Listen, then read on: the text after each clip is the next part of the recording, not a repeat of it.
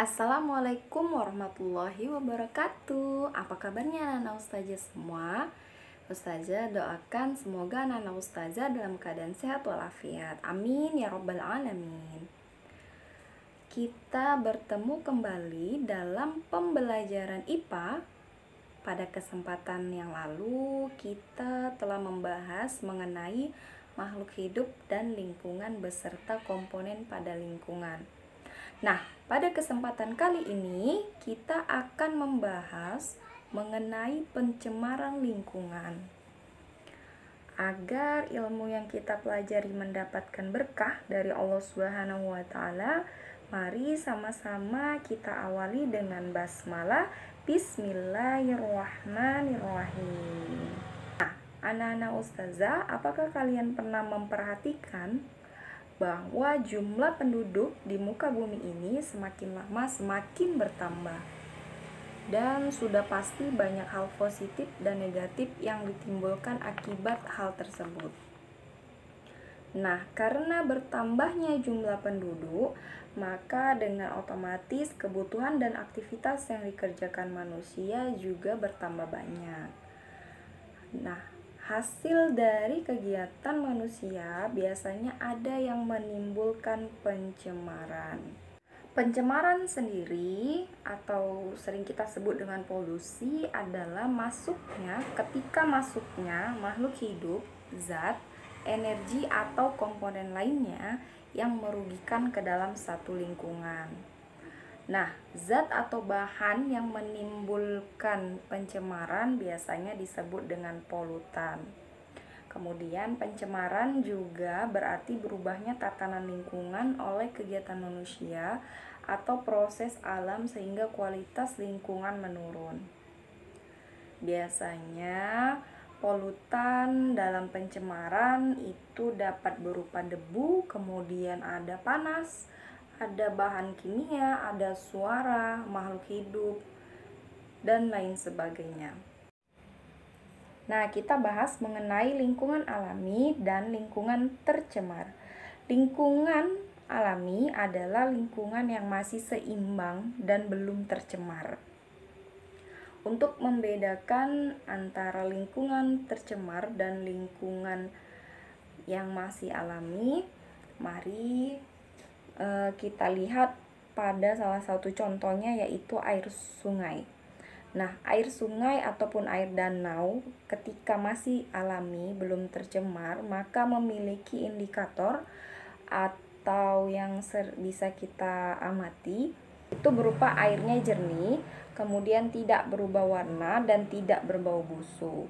Nah, kemudian juga dijumpai banyak sekali keanekaragaman hayati yang tinggi.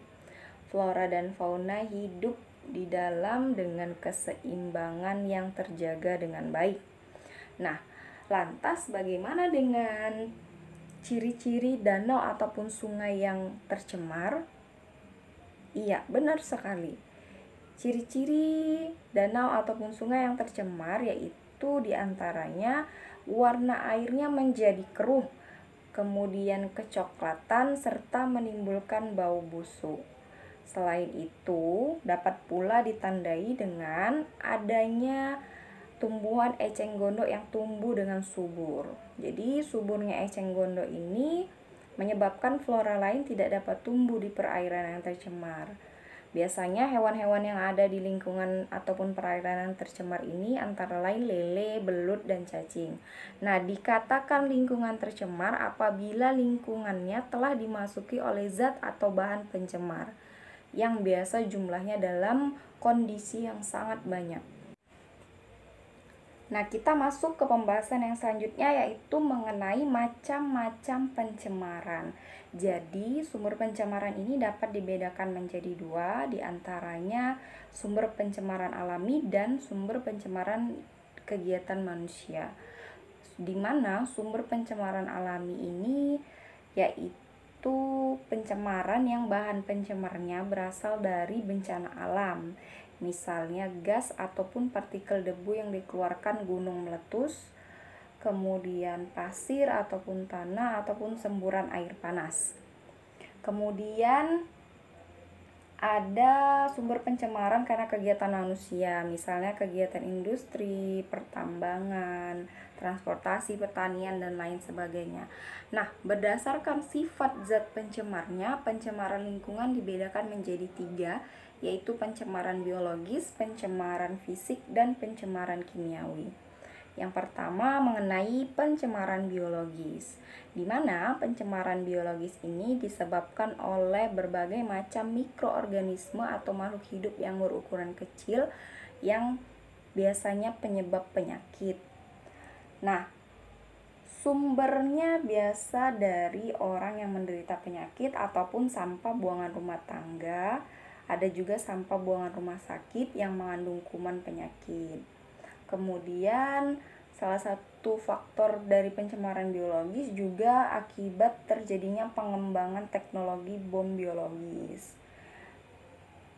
di mana biasanya bom ini menyebabkan tercemarnya lingkungan oleh organisme penyebab berbagai penyakit.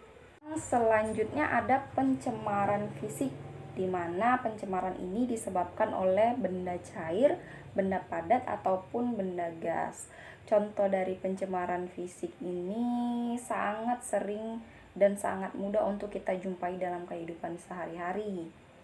Tentunya di lingkungan kita, misalnya sampah dari hasil rumah tangga ataupun kegiatan rumah tangga, kemudian asap kendaraan bermotor, dan juga asap pabrik. Kemudian yang selanjutnya ada pencemaran kimiawi, yaitu pencemaran yang disebabkan oleh bahan atau zat kimia. Biasanya zat kimia ini dihasilkan dari proses industri atau yang sering kita sebut dengan limbah. Nah, biasanya limbah sendiri mengandung zat-zat berbahaya seperti logam berat. Kemudian nantinya zat-zat ini apabila ada di sekitar lingkungan maka akan membahayakan makhluk hidup yang ada di lingkungan tersebut. Pernah ada peristiwa di daerah Jepang, tepatnya di Teluk Minamata, di mana di teluk tersebut terjadi pencemaran secara kimiawi, yaitu pencemaran air oleh air raksa, sehingga air di Teluk Minamata mengandung logam berat berupa air raksa. Kemudian sudah pasti dengan otomatis makhluk hidup yang ada di teluk tersebut rata-rata mati karena keracunan logam berat. Nah, akan sangat berbahaya jika hewan yang mati tersebut, atau misalnya kita ambil contoh ikan yang mati di teluk tersebut, apabila termakan oleh kita, ikan tersebut sudah terkontaminasi oleh logam berat, maka apabila kita konsumsi masuk ke dalam tubuh kita akan membahayakan bagi tubuh dan kesehatan kita.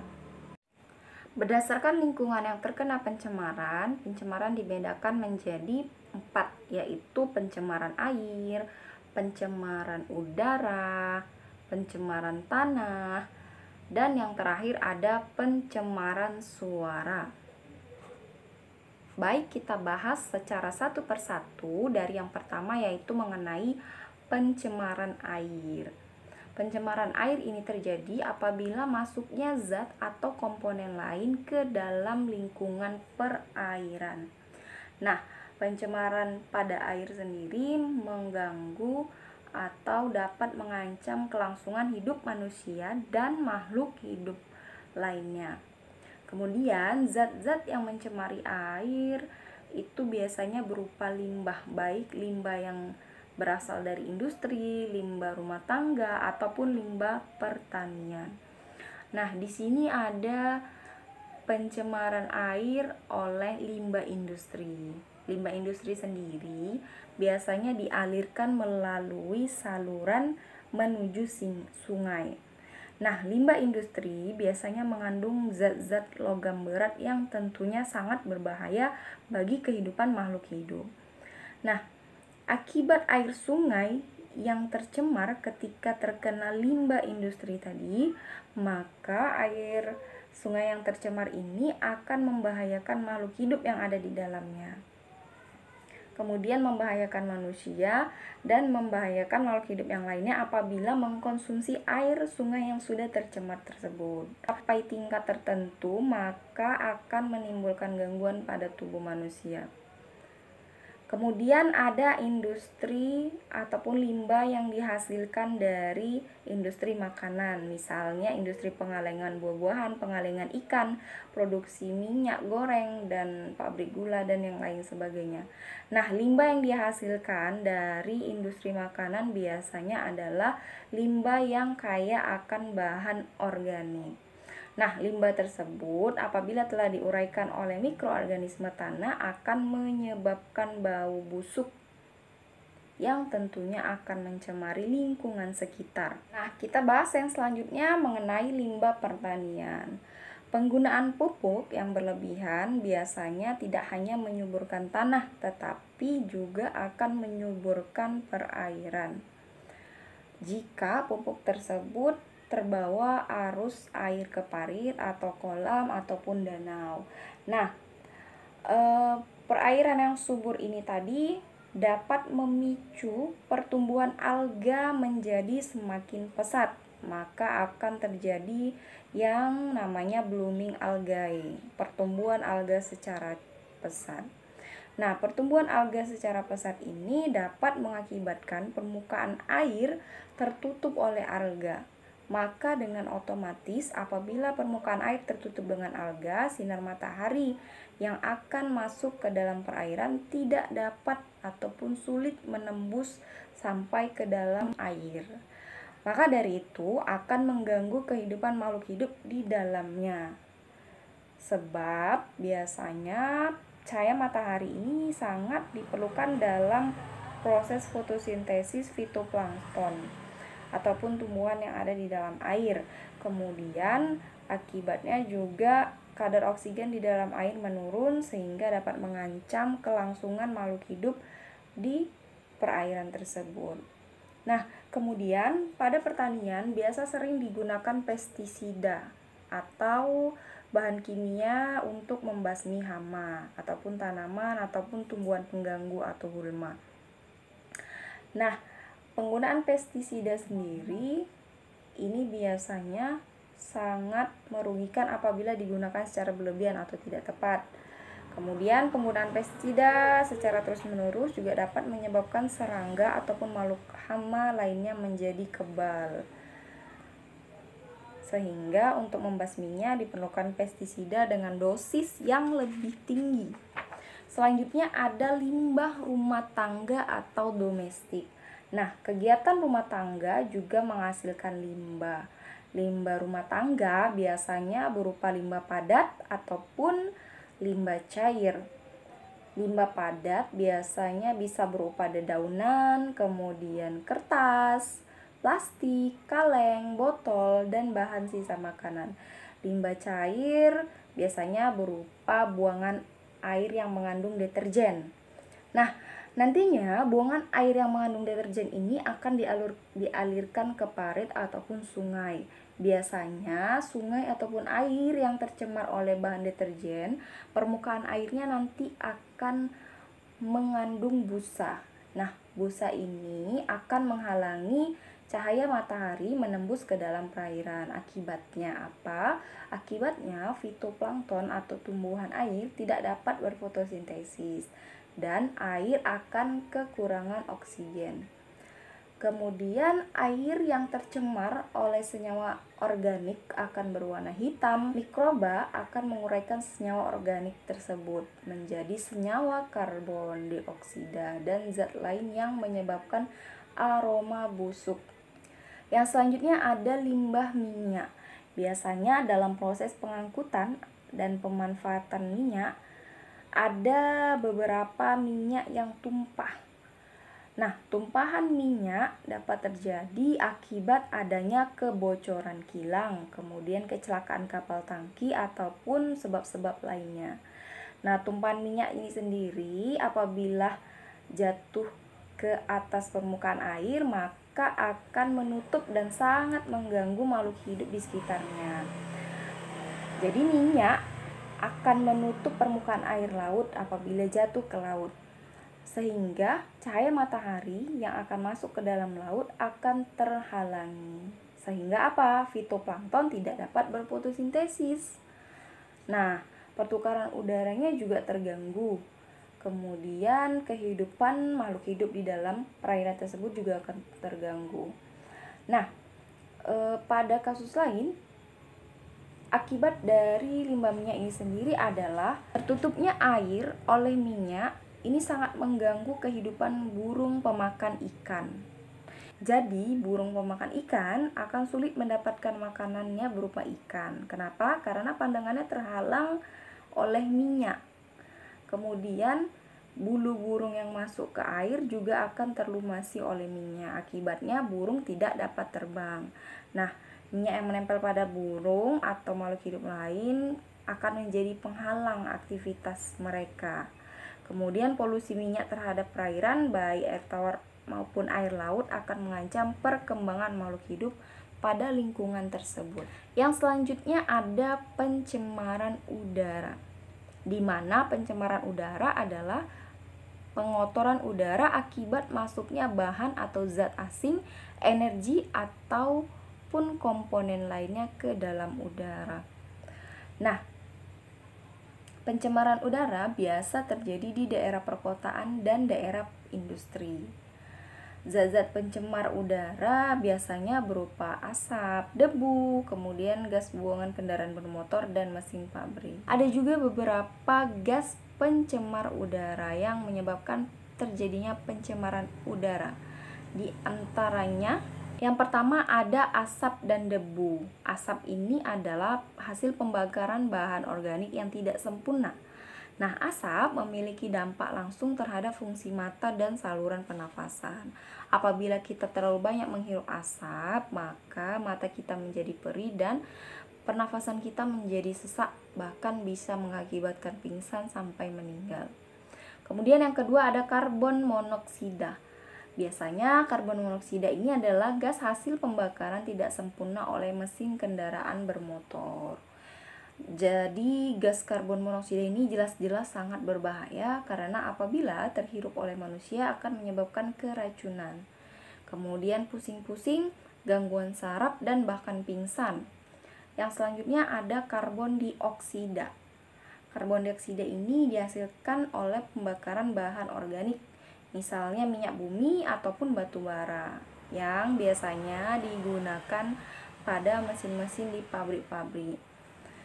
Kemudian, bila kadar karbon dioksida di atmosfer meningkat, maka akan menyebabkan peningkatan suhu bumi.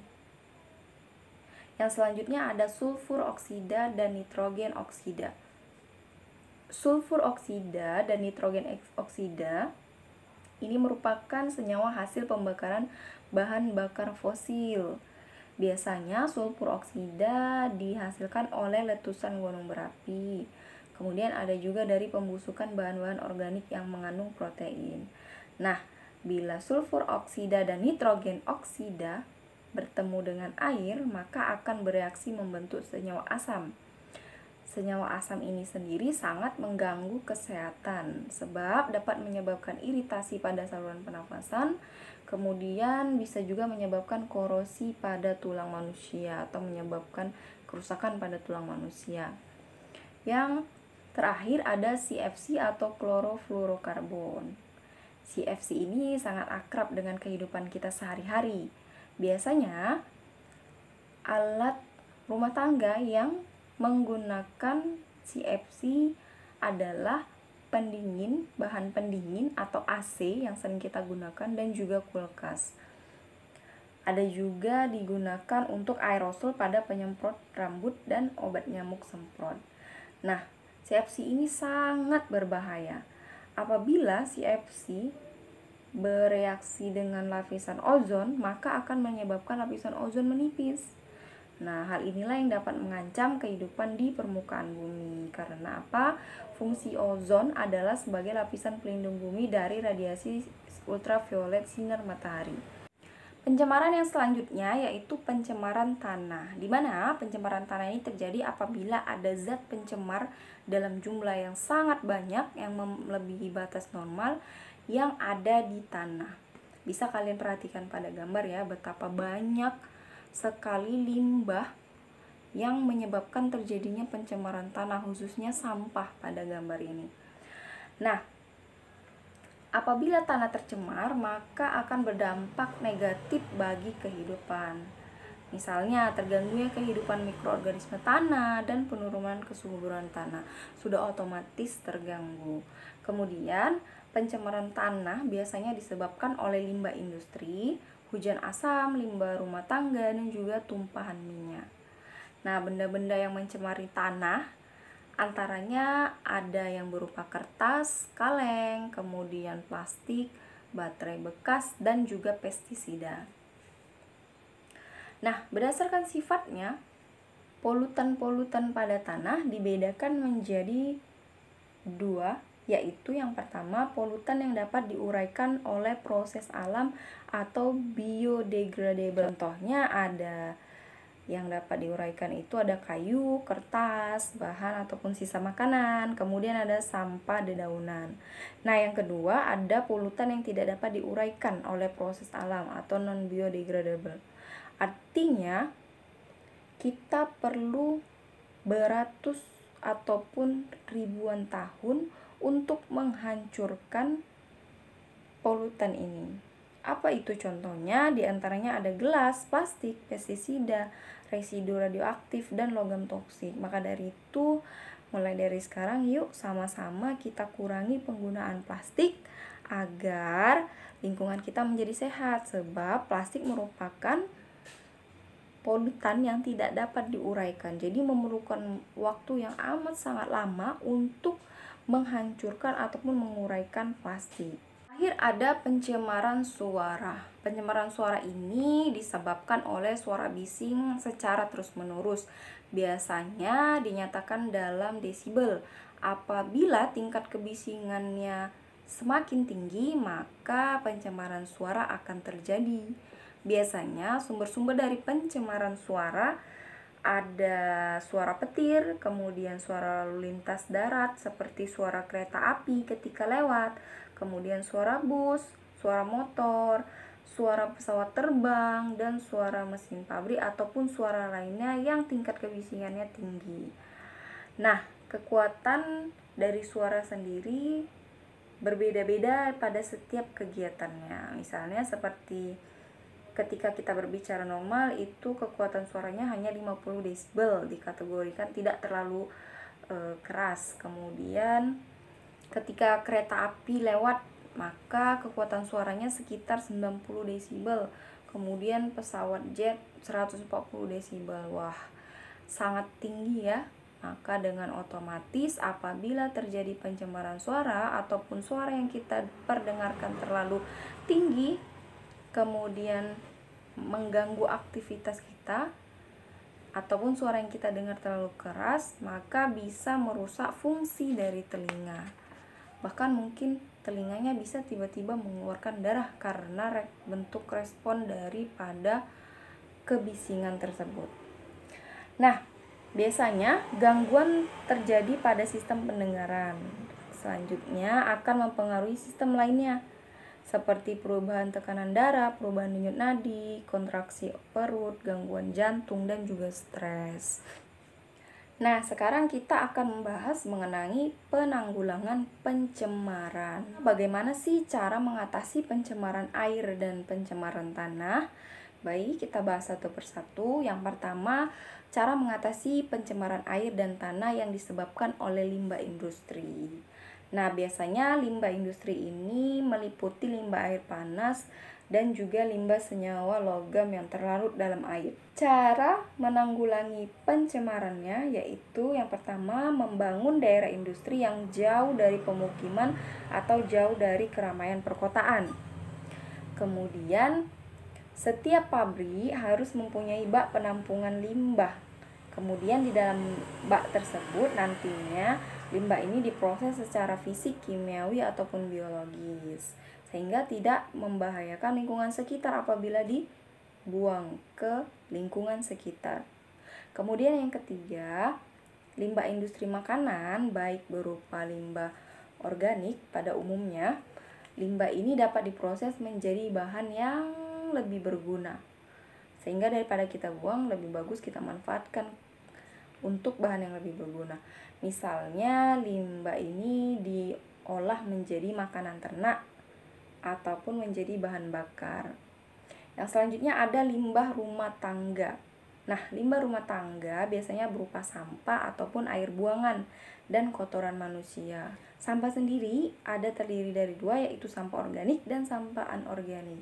Sampah organik sendiri dapat diuraikan, sedangkan sampah anorganik sulit sekali untuk diuraikan. Misalnya plastik, karet, kaleng, serat kain, ataupun kaca. Kalau sampah organik biasanya berupa dedaunan, kertas, dan sisa makanan ataupun bahan makanan. Nah, cara mengatasinya yang pertama yaitu apabila limbah cair yang dihasilkan, maka limbah ini dialirkan ke bak penampungan atau parit. Kemudian sampah plastik, kaleng, dan karet itu didaur ulang menjadi peralatan yang berguna. Misalnya karet ban bekas didaur ulang menjadi ember ataupun kursi. Kemudian plastik dan kaleng didaur ulang menjadi perkakas rumah tangga ataupun mainan anak, sehingga mengurangi intensitas ataupun jumlah dari limbah hasil pertanian. Yang ketiga, itu sampah-sampah yang mudah membusuk atau sisa tanaman diolah menjadi kompos atau diolah menjadi makanan ternak. Jadi tetap ada gunanya dan tetap bisa kita pergunakan. Yang selanjutnya, cara mengatasi limbah pertanian. Yang pertama, tidak menggunakan pupuk buatan secara berlebihan. Kemudian tidak menggunakan pestisida secara berlebihan dan menggunakannya secara tepat, yaitu pestisida yang mudah terurai oleh proses alam. Kemudian yang selanjutnya, jangan menghanyutkan bagian tanaman sisa panen, karena itu akan menyebabkan limbah pertanian bertumpuk. Nah, ada baiknya tanaman sisa panen digunakan sebagai makanan ternak. Kemudian yang selanjutnya adalah cara mengatasi limbah minyak. Yang pertama, mencegah terjadinya kebocoran tangki penyimpanan minyak, kapal tanker, ataupun pipa-pipa pengeboran minyak. Nah, bila terjadi tumpahan minyak di laut, maka sebaiknya cepat dibuat penghalang mekanik agar pencemarannya tidak meluas. Selanjutnya, minyak yang sudah terisolir nantinya akan dilakukan penyedotan. Yang ketiga, bila terjadi tumpahan minyak di perairan laut, maka dibersihkan secara biologi atau sering kita sebut dengan bioremediasi. Yang selanjutnya, cara mengatasi pencemaran udara. Yang pertama, mengurangi penggunaan bahan bakar fosil, baik minyak ataupun batu bara. Kemudian mewajibkan pabrik yang menghasilkan gas pencemar untuk memasang saringan yang membahayakan. Selanjutnya, mencari dan menggunakan bahan bakar alternatif yang sedikit menimbulkan pencemaran. Kemudian yang selanjutnya, mencegah kebakaran hutan. Kemudian mencegah penebangan hutan liar dan melakukan reboisasi pada lahan yang gundul dan menurunkan kadar gas pencemar dengan membangun taman kota. Yang selanjutnya, cara mengurangi pencemaran udara oleh CFC. Di antaranya yang pertama, mendaur ulang CFC agar tidak menambah CFC di atmosfer. Kemudian mengurangi penggunaan CFC, berarti kita harus mengurangi penggunaan kulkas ataupun AC. Dan yang terakhir, mengganti CFC dengan zat lainnya. Yang terakhir, cara mengatasi pencemaran suara. Yang pertama, menjauhkan sumber suara pencemar dengan daerah pemukiman. Artinya, kita harus membangun pabrik ataupun lapangan udara yang jauh dari tempat tinggal masyarakat. Kemudian yang selanjutnya, melemahkan kekuatan suara dan menghambat perambatan suara. Yang ketiga, memasang saringan pada knalpot kendaraan bermotor. Biasanya knalpot yang dimodifikasi akan menimbulkan suara yang sangat keras. Dan yang terakhir, menggunakan alat peredam suara di daerah sumber bising, seperti misalnya di studio musik ataupun di bioskop.